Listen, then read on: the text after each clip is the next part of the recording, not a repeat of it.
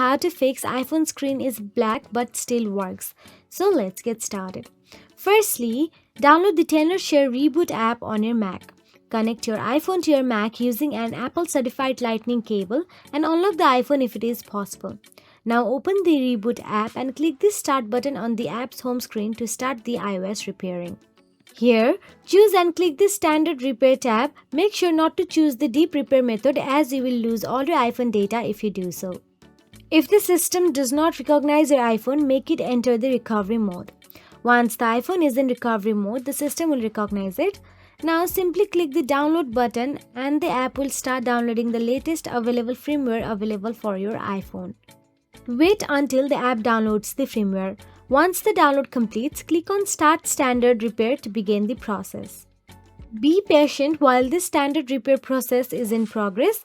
Once the process completes, click the Done button and reboot your iPhone.